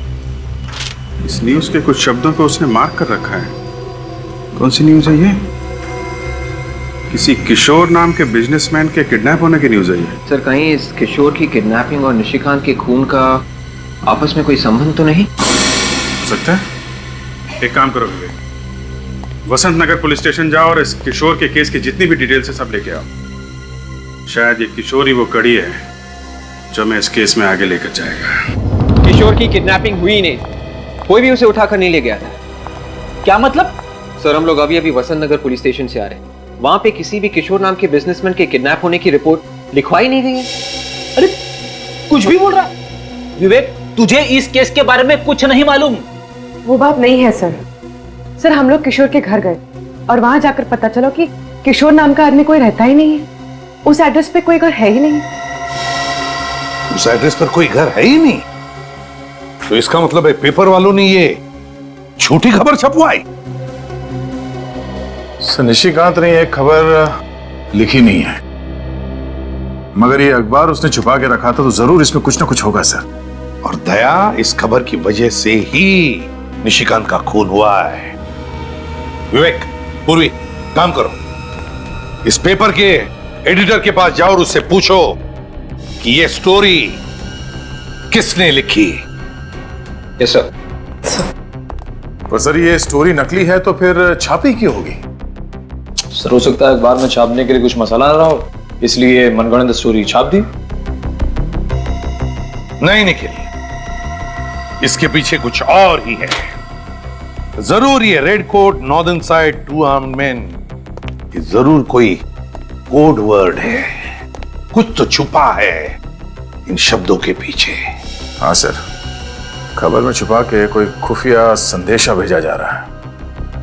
लेकिन क्या मतलब हो सकता है इन 3 शब्दों का? Red coat, northern side, 2 armed man. Sir red coat का मतलब किसी लाल गाड़ी या किसी लाल कलर के कुरियर से तो नहीं है? लाल रंग की गाड़ी मतलब पोस्ट वैन, पार्सल, कुरियर या कार्गो वगैरह? हो सकता है, लेकिन मुझे तो लगता है कि ये कुछ और ही है। ये कोई छोटी मोटी बात नहीं, कोई बड़ा होने वाला है। कुछ तो बड़ा होने वाला है, कुछ तो बड़ा, मगर क्या? माय गॉड, आज 26 जनवरी है, तो कोई ऐसा तो नहीं कि कोई हमला होने वाला है आज 26 जनवरी के दिन? मुझे भी यही लगता है सर।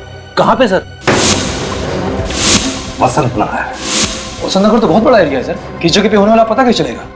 ये रेड कोट, लाल कोट मार्केट। लाल कोट मार्केट? तो फिर दया, लाल कोट मार्केट के नॉर्दर्न साइड मतलब उत्तरी दिशा में। उत्तर दिशा में कहां पे सर? सर ये क्रॉस रोड देखिए, इसमें ये क्लॉक टावर लिखा हुआ है। हाँ तो लाल कोट मार्केट के उत्तरी दिशा में 4 क्लॉक टावर्स है सर। तो फिर दया, ये जो फाउंटेन लिखा है, इसका कोई ना कोई तो मतलब जरूर है दया। फाउंटेन? सर उन 4 क्लॉक टावर में से एक क्लॉक टावर के नीचे ये फाउंटेन भी है। तो इसका मतलब है जो भी धमाका होने वाला है वो वसंत नगर के लाल कोट मार्केट के उत्तरी दिशा में, जहां पर 4 क्लॉक टावर्स है और जिसमें एक क्लॉक टावर के पास में फाउंटेन है, वहीं पर। धमाका कब होगा सर? रेडी? ये पेपर कल का है, 24 घंटे पहले का। इसके खबर के मुताबिक किशोर की किडनैपिंग कल दोपहर को 3 बजे हुई और पुलिस ने कहा था कि ये केस वो 24 घंटे में सॉल्व करेंगे। इसका मतलब है धमाका आज दोपहर के 3 बजे होने वाला है। सिर्फ 1 घंटा बचा है sir. My God,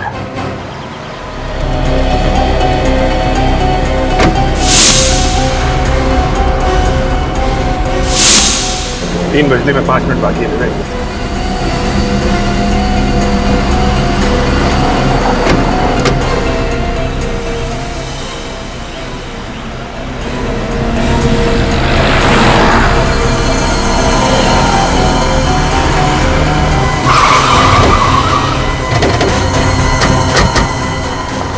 My God! निकल, एम्बुलेंस में डालो इन लोगों को, जल्दी।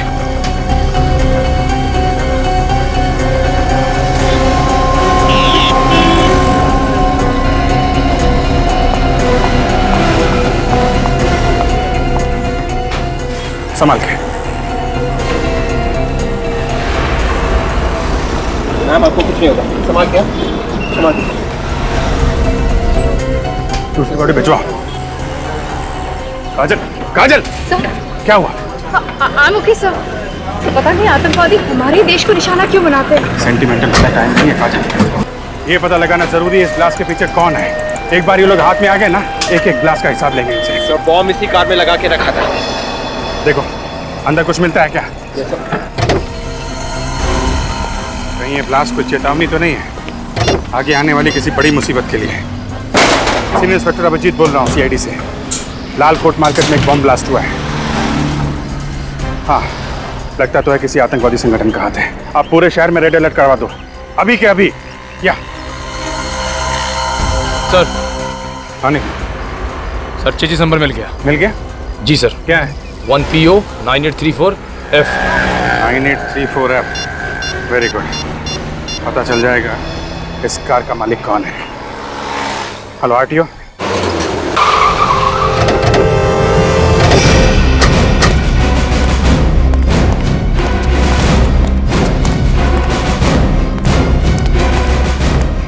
जी कहिए, किसे मिलना है आपको?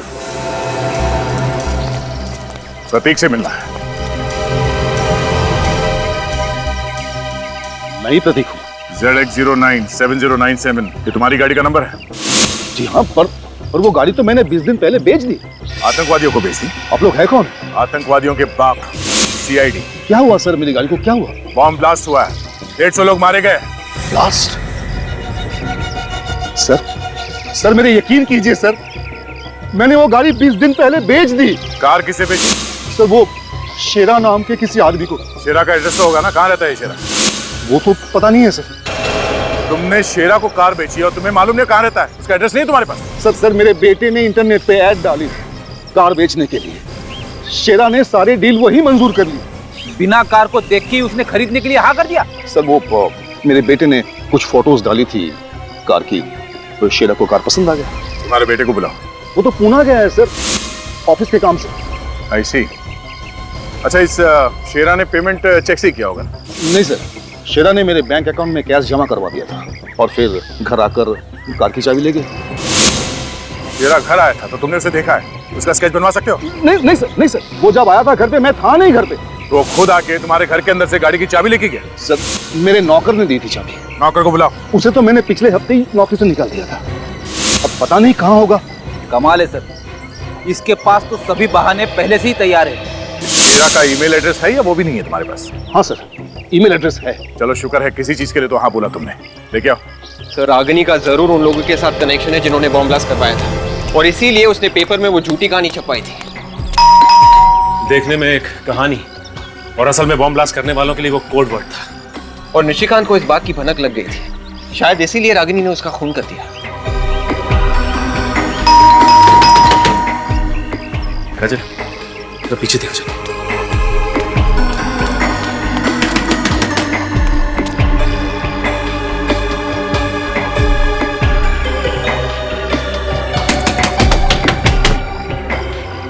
लगता है ये रागिनी दरवाजा नहीं खोलने वाली। मैं दरवाजा तोड़ लूं? तोड़ दो।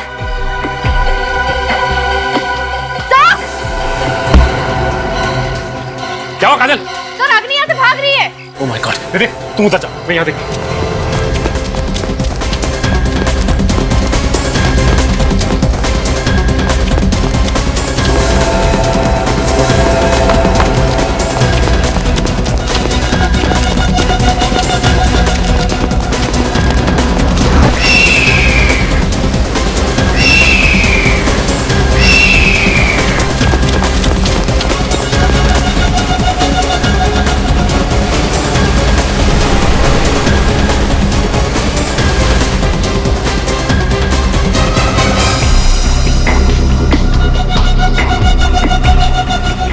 अब तुम्हारा खेल खत्म हो गया है रागिनी कुमार।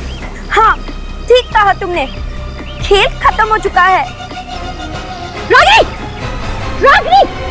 शेरा85@gmail.com से एक ईमेल भेजा गया था तुम्हारे साइबर कैफे के किसी कंप्यूटर से। देख सकते हो? जी हाँ सर, नेम एड्रेस दोनों मिल गया सर। 53 मयूर विहार सिप्रा रोड। इस शेरा से मिलना पड़ेगा। थैंक्स। Yes sir. एक धमाका तो हो चुका है, बाकी के धमाके कहाँ होने वाले हैं? ये राज तो रागिनी की मौत के बाद दफन हो चुका है। भले ही रागिनी की मौत हो चुकी हो, लेकिन कोई ना कोई कड़ी यहां से जरूर मिलेगी जो हमें यह बता सके कि इन आतंकवादियों का मकसद क्या है। क्या है उनका मकसद? घर का कोना कोना छान मार।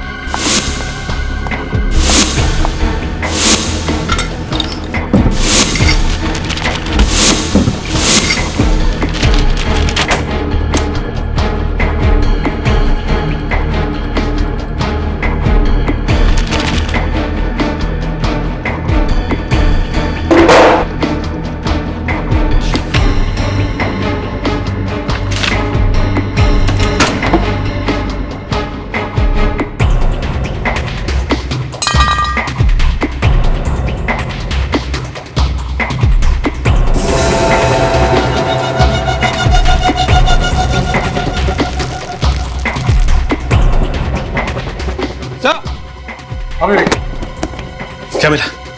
गन। ये तार, इस पे खून लगा हुआ है। कहीं ये वही तार तो नहीं जिससे निशिकांत का खून किया गया था? हो सकता है। और ये वो एक्सेस कार्ड, शायद ये अमित का ही होगा। ये रही मिस्टर विक्रमादित्य के पेट खराब होने की वजह। माय गॉड, देखो और कुछ मिलता है क्या?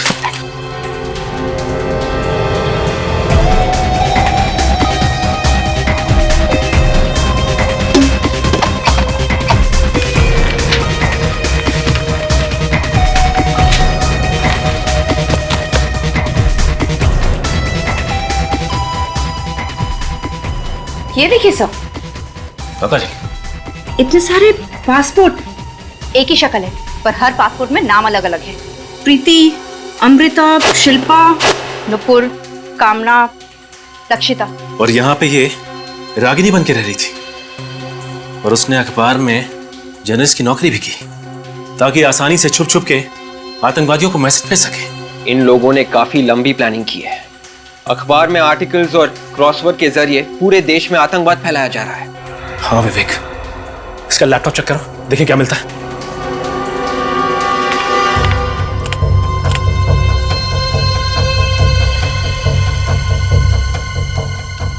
ये है रागिनी का आखिरी आर्टिकल। आर्टिकल पे आज ही की तारीख लिखी है। फिर तो इसमें भी कोई सीक्रेट मैसेज होगा उन आतंकवादियों के लिए। मगर आज का अखबार तो छप चुका है, हमारे पास वक्त भी बहुत कम है। न जाने कितने मासूम और बेगुनाहों की जान जा सकती है अगर हमने उन्हें वक्त पे नहीं रोका तो।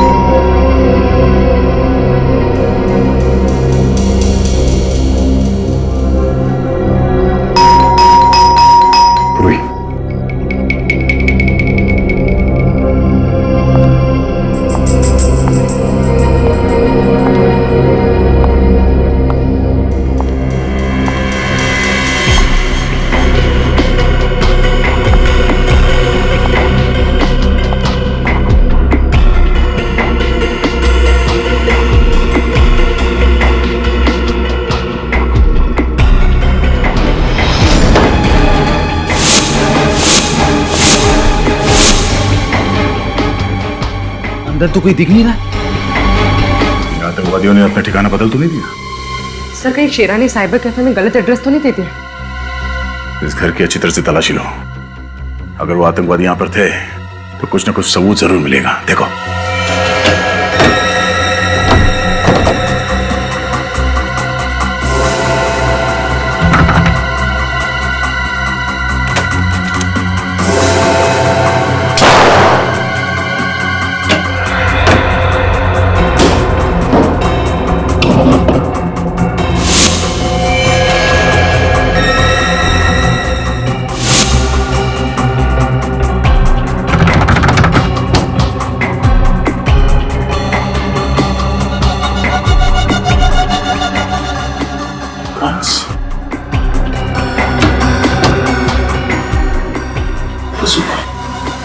रेडी उर्वी बोलो इसे।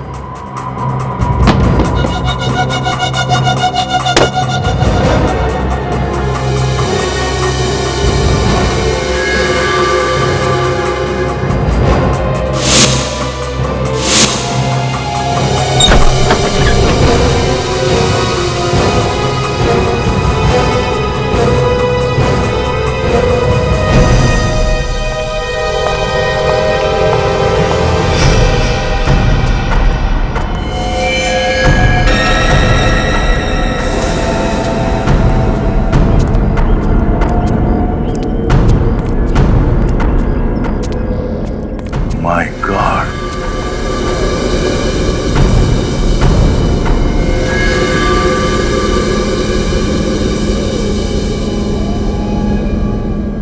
लगता है उन लोगों ने वो बॉम्ब यहीं पे बनाया था। ये लोग एक बार भी नहीं सोचते ऐसा घिनौना काम करने से पहले? उन लोगों के दिलों में नफरत भरी पड़ी है। लालकोट मार्केट पे जो ब्लास्ट हुआ है ये हमारा ध्यान भटकाने के लिए किया गया है। असली अटैक कहीं और होगा सर। क्या ये दूसरा अटैक कहां पर होगा ये मुझे लगता है हमें रागिनी के आर्टिकल से पता चल जाएगा। रागिनी के आर्टिकल से। विवेक क्रॉसवर्ड पजल हो गया? हाँ सर, क्रॉसवर्ड्स में जो वर्ड्स मिले हैं वो है एंटरटेनमेंट, प्रेशियस, कोचिंग, टाइम और royal. Entertainment, precious, coaching, time और रॉयल।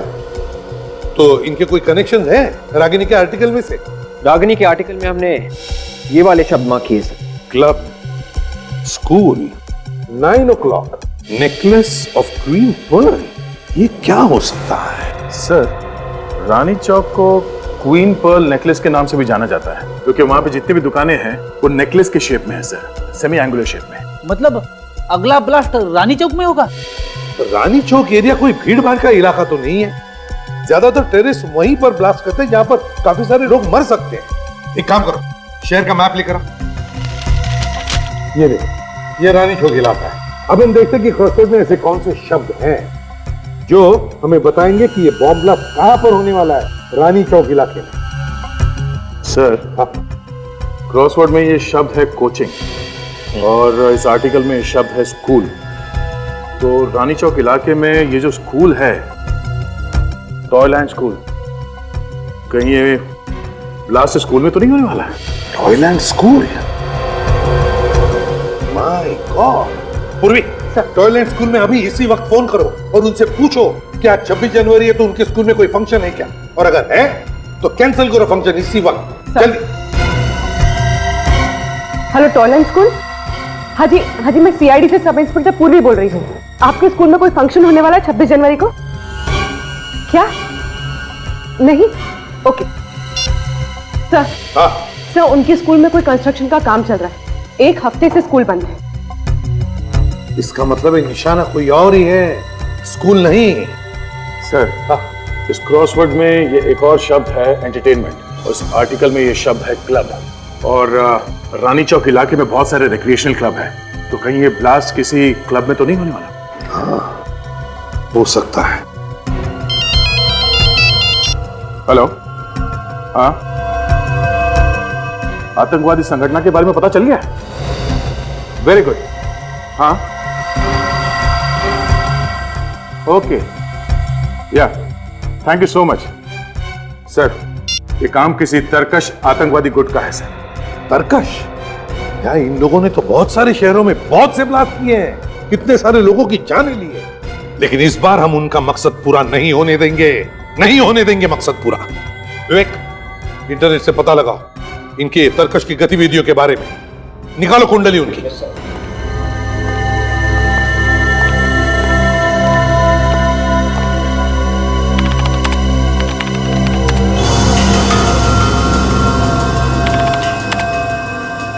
तो तरकश ने हमारे देश में 5 आतंकवादी हमले किए थे और आज लालकोट मार्केट में जो हमला हुआ था, बॉम्ब ब्लास्ट हुआ था, वो छठा था। और पिछले साथ आर्मी के साथ हुई मुठभेड़ में तरकश के 2 आतंकवादी मारे गए थे। तरकश की आर्मी के साथ मुठभेड़? क्या हुआ था? एक मिनट, क्या हुआ है? ये देखिए सर, आज अशोक क्लब में एक फंक्शन है। इस फंक्शन में आर्मी ऑफिसर को उनकी बहादुरी के लिए मेडल दिए जाएंगे और इन ऑफिसर में कुछ ऐसे ऑफिसर हैं जो पिछले साल तरकश के आतंकवादियों को मारने में शामिल थे। अशोक क्लब रानी चौक में ही है। अब समझ में आया दया, शेरा के घर के दीवारों पर बदला ये शब्द क्यों लिखा है। बदला तो इन आतंकवादी कीड़ों का अगला निशाना है अशोक क्लब। मिस्टर रघु।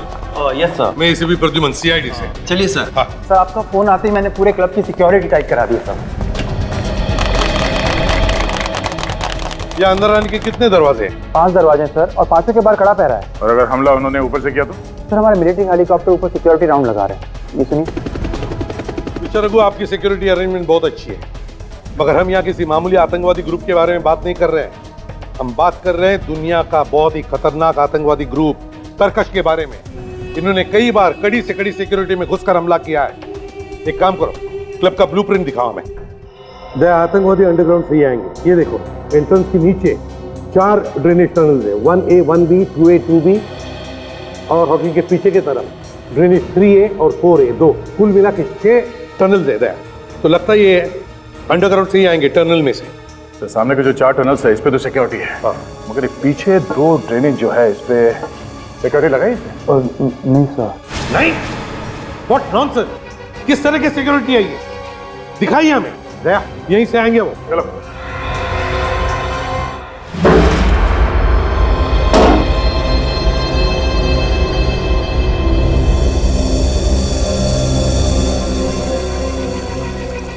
दया, काम तमाम हो गया। हाँ सर। आतंकवादी अंदर घुस गए। जरा मैप लाओ।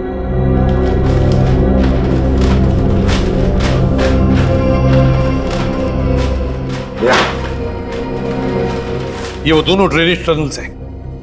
यहां से रास्ता किचन की तरफ जाता है। किचन में छुपे होंगे वो लोग। Let's go.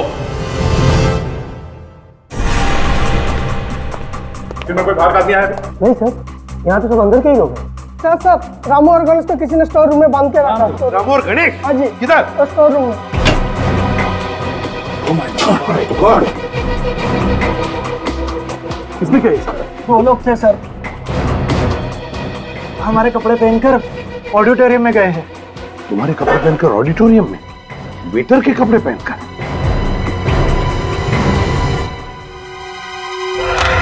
हमारे देश को आजाद करवाने के लिए अनगिनत नौजवानों ने अपनी जान दे दी। आज हमें स्वतंत्रता मिली है तो सिर्फ उन देशभक्त सिपाहियों की वजह से जिन्होंने अपना बलिदान दे दिया। आज हम चैन की सांस ले रहे हैं तो उसका श्रेय सिर्फ हमारे नौजवान सिपाहियों को जाता है। आज हम चैन की नींद सो पा रहे हैं तो वो सिर्फ हमारे देशभक्त सिपाहियों की वजह से। और आज इस ब्रेवरी अवार्ड्स का आयोजन किया गया है तो वो सिर्फ उन सिपाहियों के सम्मान के लिए।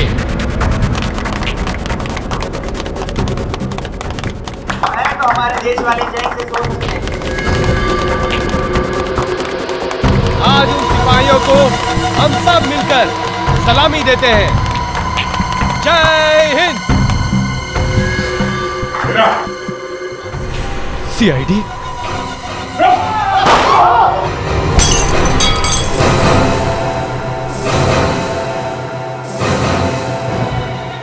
मैं तो मरूंगा, लेकिन तुम सब लोगों को लेकर मरूंगा।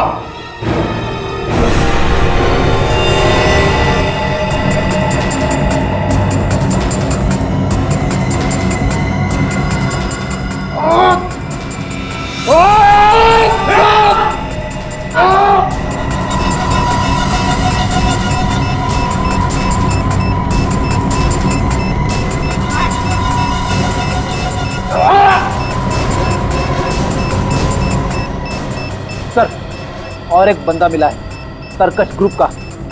केरा का साथी है सर, भागने की कोशिश कर रहा था। हटे, हटे।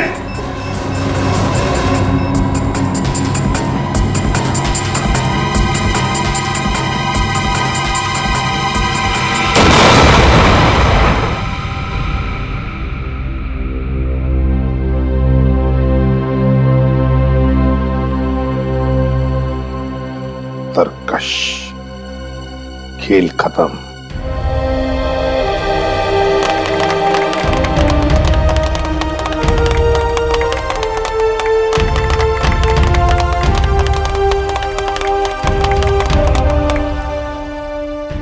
सलाम देश के वीरों के नाम। इस तरह के और भी एपिसोड देखने के लिए हमारे चैनल को सब्सक्राइब करें और बेल आइकन दबाना ना भूलें।